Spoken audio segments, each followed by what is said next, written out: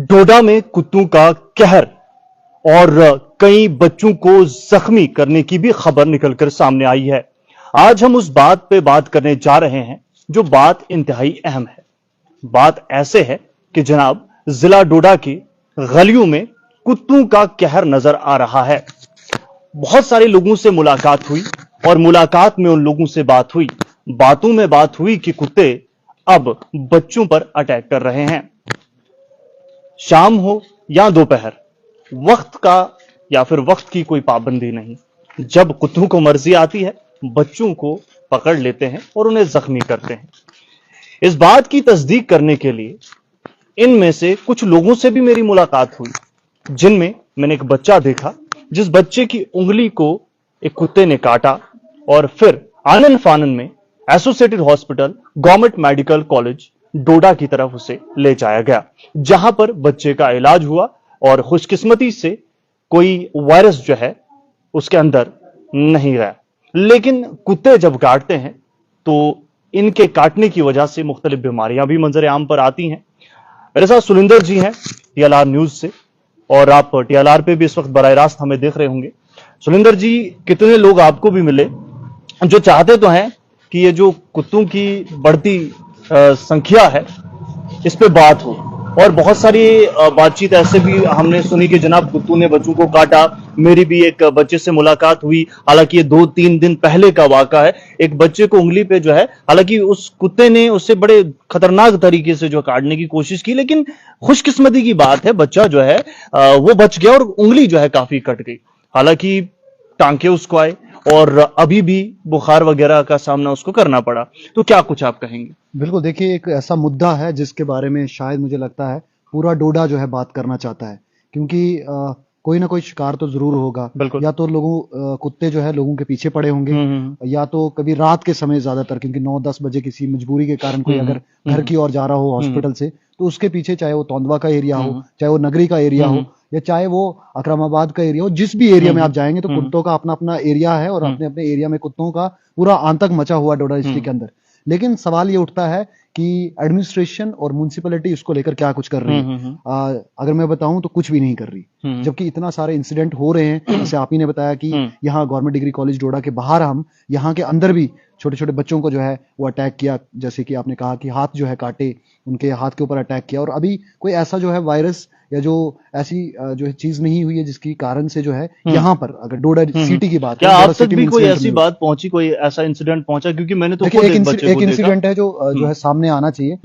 ये द्रबशाला का इंसिडेंट था। डोडा डिस्ट्रिक्ट का ही वो बच्चा है, कारा का रहने वाला है। मेरे पास डिटेल्स वगैरह उसके फादर की भी है। ये कहाँ पे काटा?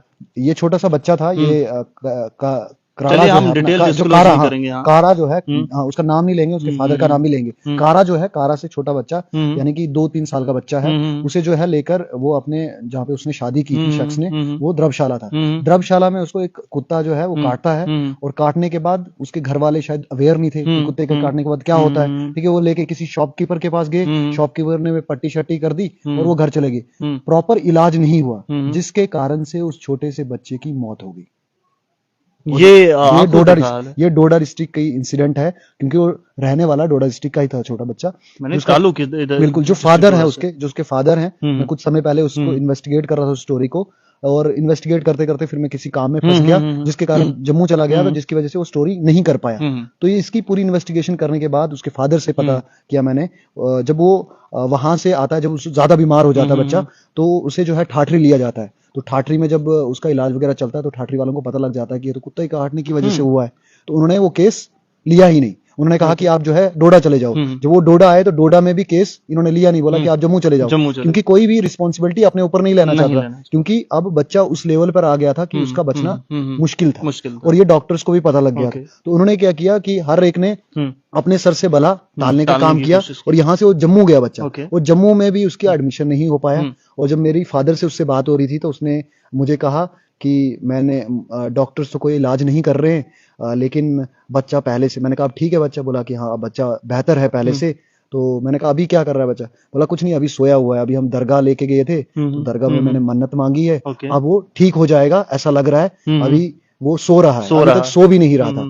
तो उसके बाद कुछ ही मिनट के बाद, यानी कि आप रख लीजिए 30 मिनट के बाद मुझे मैं जब बैक कॉल करता हूँ और जैसे ही मुझे इन्फॉर्मेशन मिलती है कि उस बच्चे की मौत हो जाती है, तो कहीं ना कहीं इस वीडियो के माध्यम से ये अवेयरनेस भी है उन फैमिलीज को कि हमारे जो गांव के लोग हैं या हमारे जो मुझे लगता है कि हाँ जी कुत्ते ने काट दिया क्या ही होगा, चलो जी इसको पट्टी लगा दो, चलो जी इसको उठा के वो भी किसका कोई कपड़ा जैसा उठा के उसको रोल कर देंगे और खून रोकने की कोशिश करेंगे, जबकि ऐसा नहीं है। अभी कुछ रिसेंटली कुछ दिन पहले एडमिनिस्ट्रेशन ये जो हेल्थ एडमिनिस्ट्रेशन है उनकी तरफ से एक पूरा का पूरा वर्कशॉप हुआ था इन्हीं सब चीजों को लेकर, वायरसेस को लेकर ही। उसमें ये भी थी कि जब अगर आपको कोई कुत्ता काटता है तो आपको सबसे पहले या ऐसी टीम्स भी बनाई गई है एडमिनिस्ट्रेशन की तरफ से, यानी कि हेल्थ एडमिनिस्ट्रेशन। बड़ा एक टॉपिक है, लेकिन फिलहाल जो जिला डोडा की सड़कों पे कुत्ते घूम रहे हैं और खबर पहुंची कि ऐसे ऐसे हो रहा है, तो आप इस हवाले से क्या कहेंगे? क्योंकि वीडियो काफी ज्यादा लंबी ना हो, लोग देखते नहीं है ये लिंक है, ये खबर इसलिए लिंक थी, मैंने इसलिए यहाँ पर बताई।